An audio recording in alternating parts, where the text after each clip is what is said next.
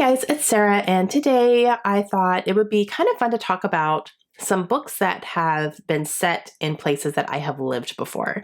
So many of you guys know I'm a military spouse. My husband is in the military. He's active duty, and we move around a lot. We're actually in the middle of moving right now.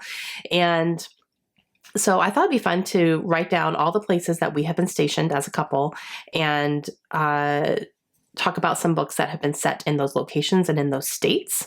And I thought that would be kind of fun. So we're going to do that here. This can also be a little tour of where we've lived before. Why not? Okay, so we'll start at the beginning. Our very first duty station was in California. We were stationed at Travis Air Force Base, which is in Northern California. It's between Sacramento and San Francisco, kind of like right smack dab in the middle. And we lived there for 6 years.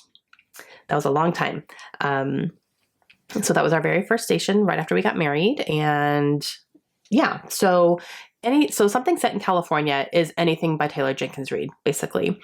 Now, I am only going off what I've read. I have read Daisy Jones and the Six, I've read The Seven Husbands of Evelyn Hugo, and I've read Evidence of the Affair.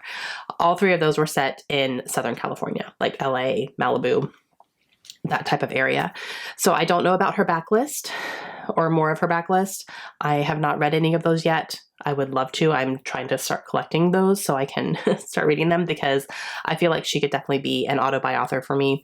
And her new release is set in Malibu as well, Malibu Rising. So that is also Southern California.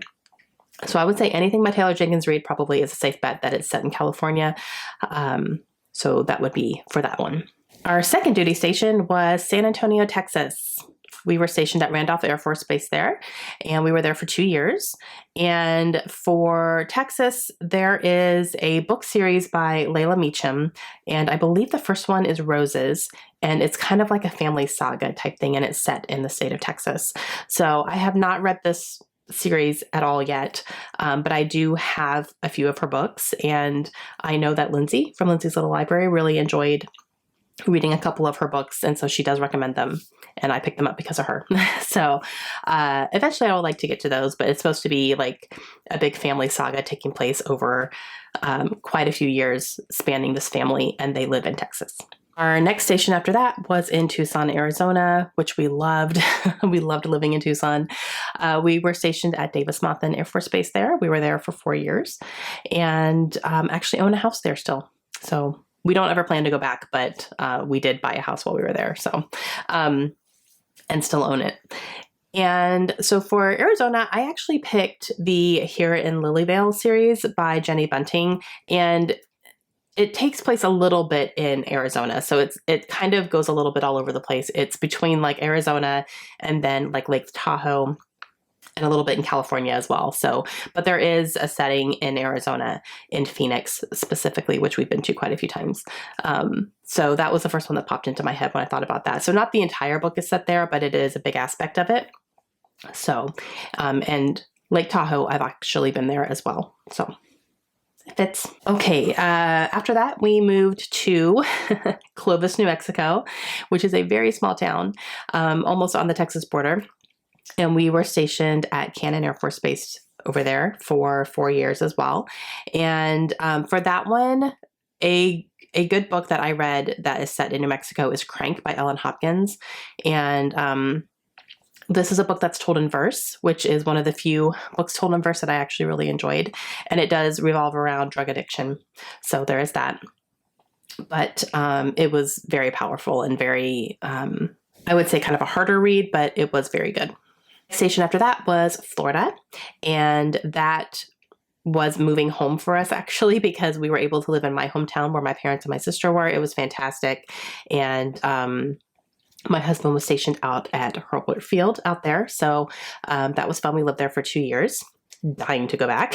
Obviously, that's actually where we plan to retire. So like being able to be stationed there and him getting a job there and being able to work there for a little bit was really great for us. And it was nice to be around family again. My husband's family is actually from Florida as well. They're more central Florida, but it was nice to be so close to everybody. So for Florida, I'm going to say the Dexter series by Jeff Lindsay. Now, this is the book series that the TV show Dexter is based off of. So it was a book series first, and they turned it into a TV show. And I read the entire series, really enjoyed them.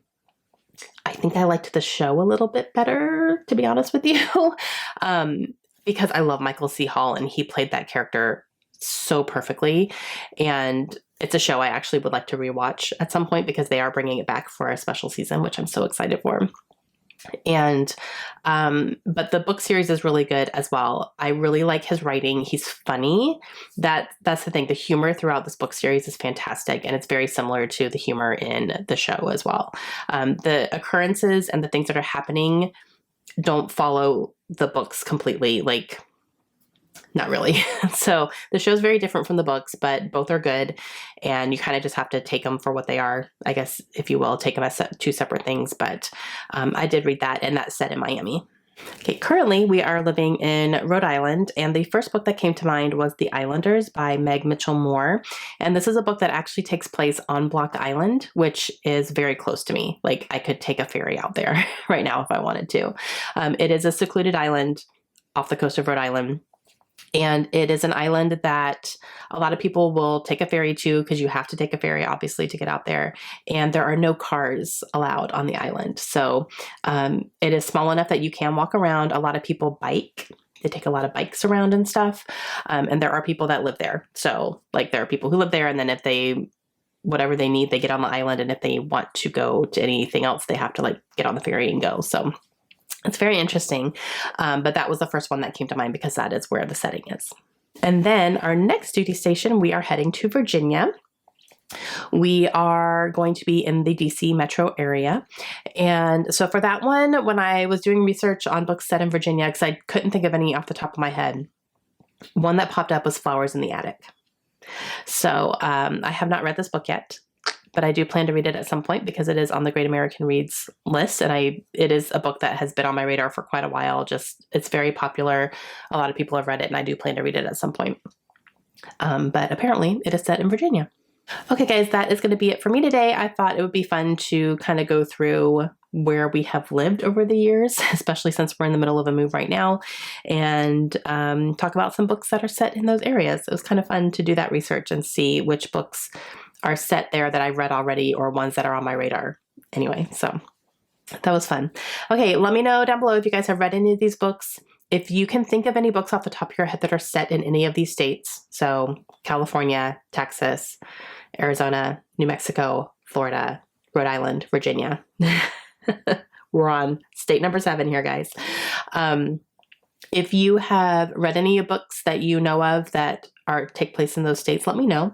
I think that'd be fun. And I will see you guys again soon. Hope you have a great day.